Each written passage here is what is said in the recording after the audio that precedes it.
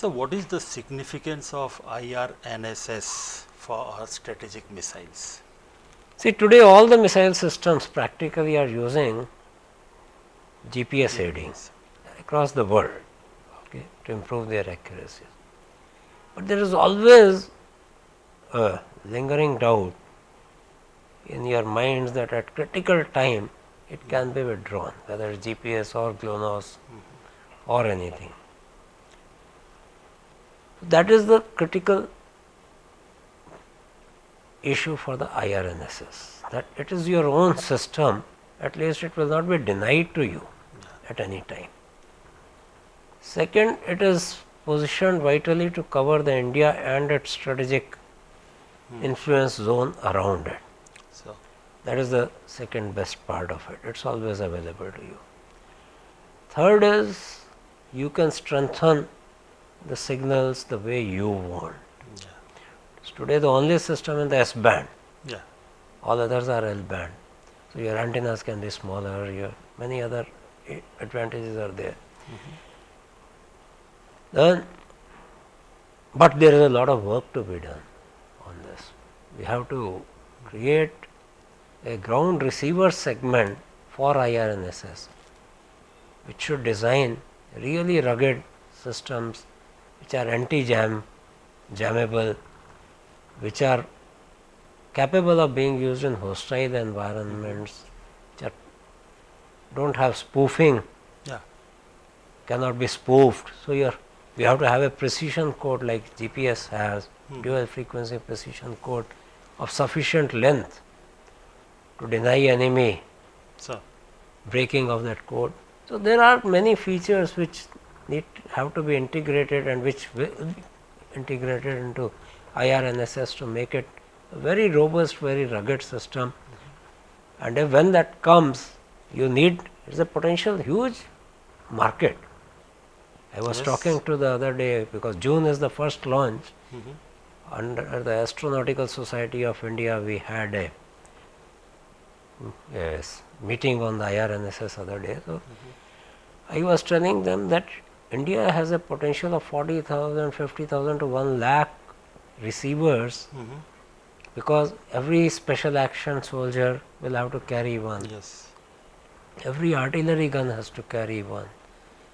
Every mobile vehicle operating, tomorrow you are going to have UAVs, unmanned soldiers, Yes, anti-mine yes, yes. mine laying vehicles, And number mine of removal vehicles. There are practically innumerable requirements for high precision rugged GPS receivers. And when you have your own IRNSS system, you are confident that the investment you are making in this segment is not going to be denied at any time. So that's the. And when we talk of this strategic missiles, recently we had 2 trials of K-15 successful trials, and as the media reports say, we also have a project called K4.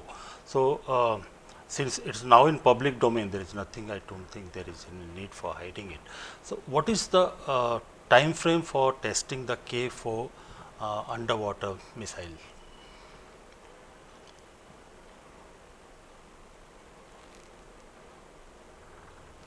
It will come through in due course.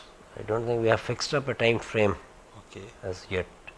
okay. So, but see, in any systems, this is an evolutionary process. We have developed K-15. Naturally, there will be higher ranges which will be coming up, like it has happened in the land systems. But the time frame for that is an evolving time frame. So we'll see. And there is also a need to develop nano or micro satellites, because in a hostile condition, your satellites may get damaged, and countries have now in place systems where they can at short notice launch many small satellites to replace the damaged ones. So, do we also have any program like that? See, if you will take any strategic missiles, Agni class of missiles, it can be launched at a few minutes notice. Few minutes notice. Against any target, anywhere, anytime, 24 hours, okay, from anywhere. Now that capability, if we integrate with a pre-prepared satellite Okay. of specific use.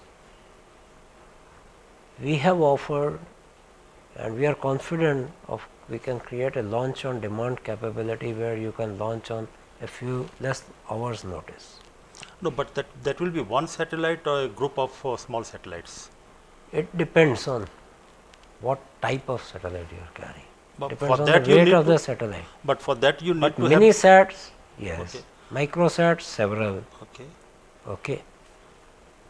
So that program capability again exists. But that capability will come once you test successfully your MIRB capability No, or no, no, with it the has existing. nothing to do with MIR. Okay.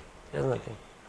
Today, whatever we have developed for Agni 5 with some modifications of the staging, we can put a 200 kg payload into orbit, low Earth orbit. Okay. Okay. That is the launch on demand capability, what we call. So, missiles provide you that opportunity to create a launch on demand capability. And you are right, I think it is an essential capability which the nation needs to develop and keep it ready.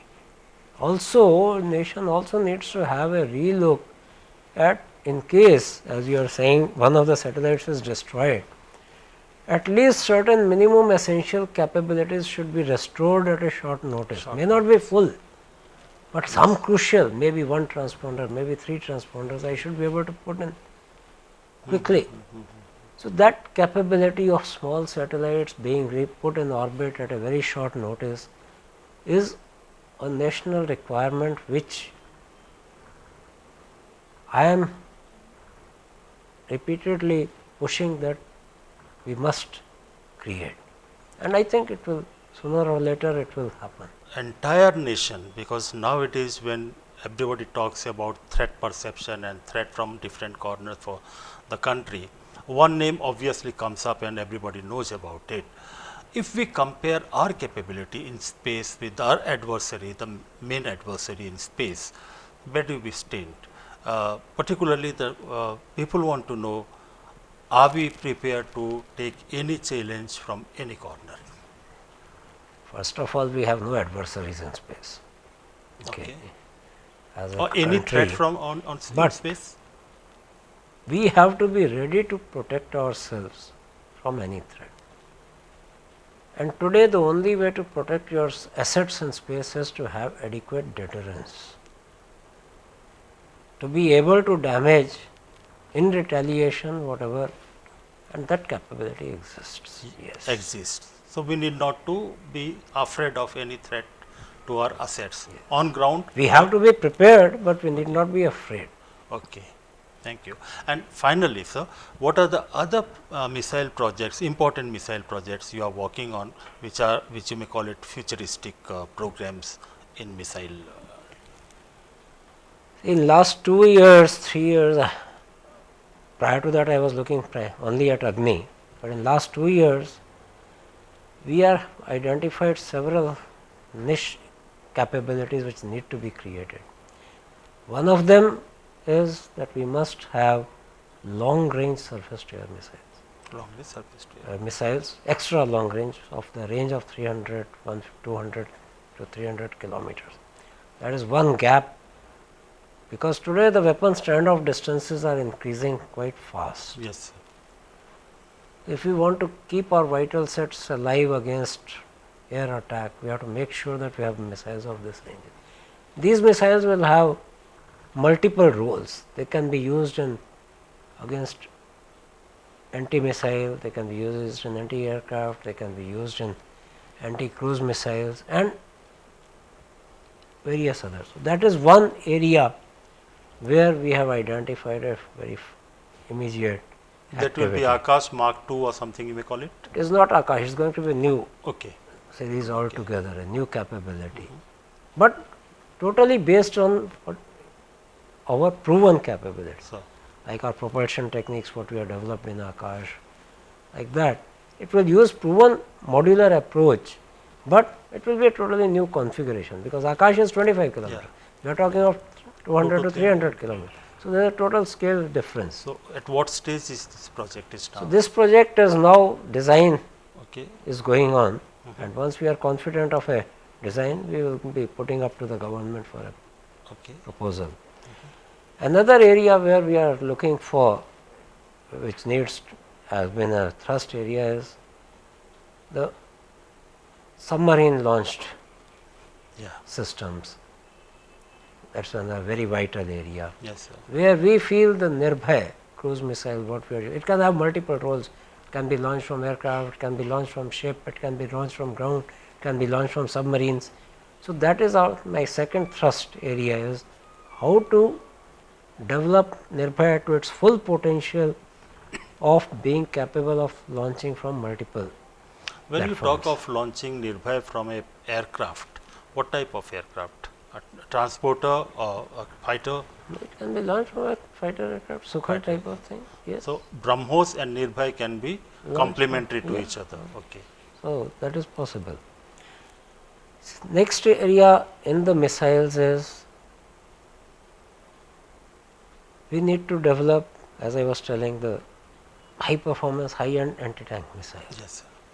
That is one. But even more critical is a supersonic cruise missile, where capabilities of BrahMos Okay. can be exploited. As a country, we have to. You have we should use supersonic missile of 300 longer so you are talking ranges. of longer range. I am talking of longer range. Okay. Okay. That will be different from BrahMos entirely. No, not necessarily. Why should I make a difference when BrahMos is there? Why not expand that capability? So where are you going to get the engine for that? So that is where we have to see how to work together. With Russia, with the help of Russia? With the help of Russia or with the help of our own indigenous technologies. Okay. See, the situations don't stay same. Yes, sir. Okay. True. So Absolutely. what was that BrahMos when we started 97, 15 years Yes, are sir. over now. So things have to change. Okay. We are also working on the futuristic hypersonic capability. Yes. That Of is longer coming. range? Longer ranges. That will be, see, to make a cruise vehicle at 30-40 kilometers height able to do Mach 6, Okay. that class of systems. So that will be different from the BrahMos hypersonic? That is totally different. Totally That is different. that is still at a very nascent technology Okay. state. We are going to do an experimental test in about a year from now. DRDO. Okay. DRDO. Hypersonic cruise missile. Hypersonic cruise test with vehicle. vehicle. First is a hypersonic cruise vehicle to prove a Okay. technology, and then it will develop into the Okay. cruise vehicle, which can be a transporter, which can be a weapon So carrier, what type which of can be. propulsion system you are using? It has for a this scramjet propulsion. made of? It is scramjet which uses a liquid kerosene fuel Yeah, yeah. No, This- this scramjet engine is developed here in India. in India. We India. have the capability. Yes, yes, we have developed and ground tested an engine up to for about 30 seconds Okay. Where continuous was it? running. That is done at DRDL, Hyderabad. Okay. Okay. Recently. No, no, engine was tested about a year back. Okay. Now we are working for test, full configuration test of the engine, and then go for the flight. Just like Americans just did some X Yes, or X something. yes, exactly same. Okay. Realize that class of system. Yes. So we are going to be among the first. This will be a big breakthrough in this region, I think. Yes. Another area where we are working strongly is the SRSAM and quick reaction surface to air missiles. Okay. Shorter ranges but very fast reaction and very fast this thing. Where we are helping our users, as you said sometime back, that DRDO development and user needs how to make them into. So as the user procures, we also give him an equivalent good solution. Okay. Then there are few other areas where we were having gaps. One is the smart weapon system. Smart weapons, precision guided munitions, missile launched or aircraft launched. So we have taken major steps in that area also. So we are now aim is that in the missile field, DRDO should become a single window. That people when they think of a missile, they should think first of DRDO, then only look elsewhere. Thank you, sir. Thank you very much, and wish you all the best for your future Thank you. ventures. Thank you. Thank you.